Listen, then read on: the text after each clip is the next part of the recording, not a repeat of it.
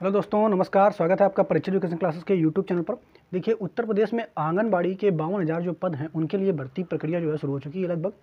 ठीक है, तो हम यहाँ पर आज देखेंगे कि आंगनबाड़ी जो भर्ती प्रक्रिया है उसके तहत जो है योग्यता क्या मांगी गई है, क्या जो आंगनबाड़ी भर्ती के तहत कौन कौन लोग आवेदन कर सकते हैं, इसके अलावा जो है किस आधार पर उसमें चयन किया जाएगा, सारी जानकारी जो कि नोटिफिकेशन में दी गई है वो हम सारी जानकारी इस वीडियो में देखेंगे।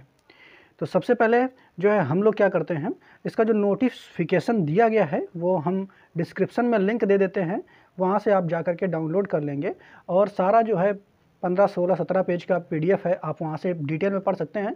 उन्हीं की जो चीज़ें छांट करके हमने यहाँ पे लिखी हुई हैं, तो हम यहाँ स्क्रीन पर उस नोटिस को चला दे रहे हैं, आप देख लीजिए। और उसी के आधार पर हम लोग यहाँ पे सारी चर्चा करेंगे कि किस तरीके से चयन प्रक्रिया होगी। तो सबसे पहला जो पॉइंट है कि टोटल पद कितने हैं, तो पद जो है 52,000 प्लस पद यहाँ पर आपको देखने को मिलेंगे। ठीक है, अब दूसरा प्रश्न ये उठता है कि यहाँ पर आवेदन कौन करेगा, कौन कर सकता है। तो देखो, केवल और केवल महिलाएं यहाँ पर आवेदन जो है करेंगी, महिलाओं के लिए ये पद होते हैं।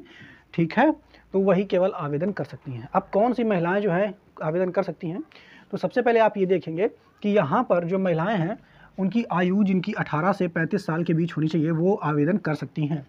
ठीक है, इसके अलावा योग्यता जो है वो क्या है, तो योग्यता यहाँ पर 12th पास मांगी गई है। जो महिलाएं 12th पास हैं वो आवेदन कर सकती हैं। सारी जानकारी वीडियो देखेंगे, बस आप धैर्यपूर्वक इस वीडियो को देखिए, सारे डाउट आपके क्लियर हो जाएंगे।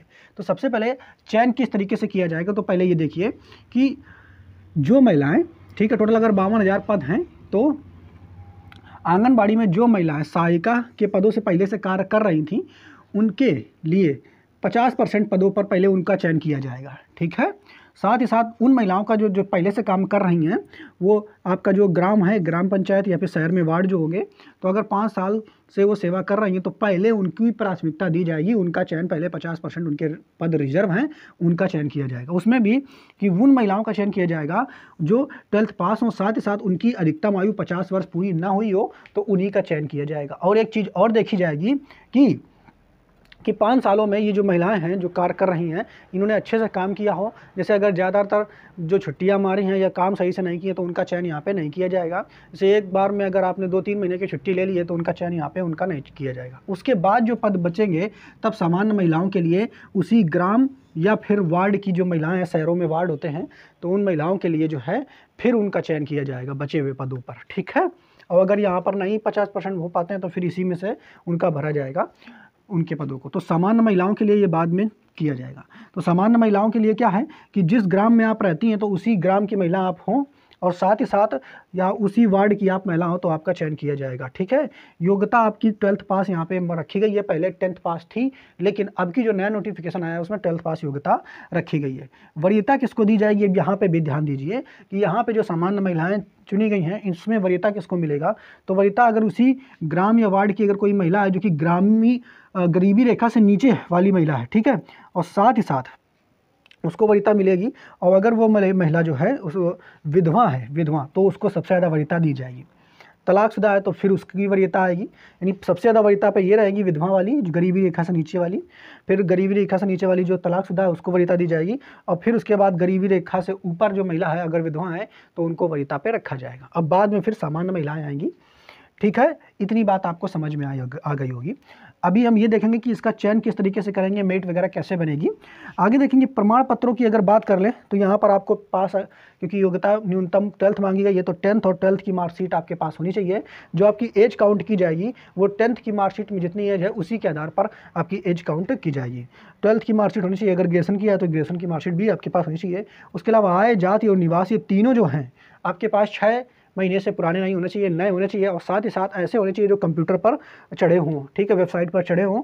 ये हस्तलिखित वाले मान्य नहीं होंगे, ये बात भी आप याद रखेंगे। ठीक है, तो ऐसे आप बनवा लें अभी नए। ठीक है, जो आपके लिए अगर आप फॉर्म भरने के लिए इच्छुक है तो जरूर इनको बनवा लें।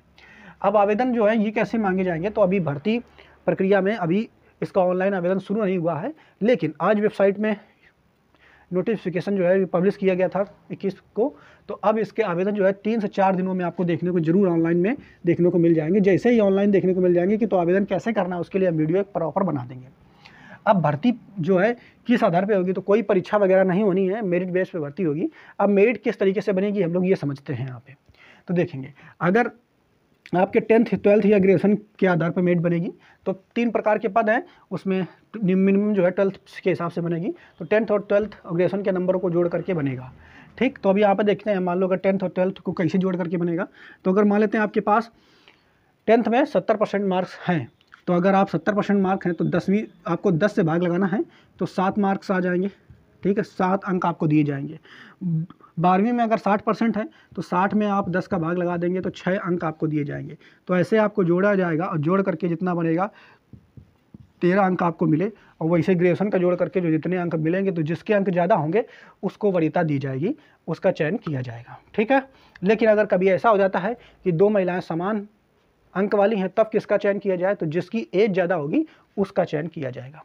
क्या आरक्षण इसमें लागू होगा, तो बिल्कुल आरक्षण इस बार लागू है, क्योंकि ये भर्ती जो है केस में कोर्ट में इसीलिए फंस गई थी क्योंकि ईडब्ल्यूएस आरक्षण नहीं था और ईडब्ल्यूएस वालों ने इसको फंसा दिया था कोर्ट में। तो अब ये भर्ती जो पुनः फिर से आपको देखने को मिली है। तो सभी को यहाँ पर आरक्षण वाइज जो है चीज़ें मिलेंगी। तो ये चीज़ें आपको समझ में आ गई होंगी। अब इसमें ये चीज़ें आपको क्लियर हो गई होंगी। तो जैसे ही ऑनलाइन इसके आवेदन की डेट आएगी हम आपको पूरा क्लियर बता देंगे। अब सैलरी लगभग आपको बता दें कितनी मिलती है यहाँ पर। तो सैलरी आपको 10 से 15 हज़ार के बीच में, ठीक है, मिलती है यहाँ पर। क्लियर, इतनी सैलरी आपको मिलती है, ज़्यादा हाईवी वर्कलोड नहीं होता है। तो अच्छी है, अगर आप उसी ग्राम पंचायत या ग्राम सभा में रहती हैं, उसी गांव में रहती हैं, तो वहीं की अगर हैं तो उसी में आपको काम करना है। खासकर जो महिलाएं हैं उनके लिए वैकेंसी है। तो अगर जानकारी आपको ठीक लगी हो तो चैनल को सब्सक्राइब कर लीजिए, और साथ ही साथ इसका PDF जो है नोटिफिकेशन का, वो हम टेलीग्राम चैनल पर डाल दे रहे हैं, आप वहाँ से इसको डाउनलोड करके देख लेंगे। जैसे ही ऑनलाइन आवेदन आएंगे तो 1-2 दिन में पक्का आने वाले हैं। हम इसके लिए कि इसको भरना कैसे है उसके लिए प्रॉपर एक वीडियो बना देंगे। ठीक है, तो उम्मीद करते हैं जानकारी आपको पसंद आई हो।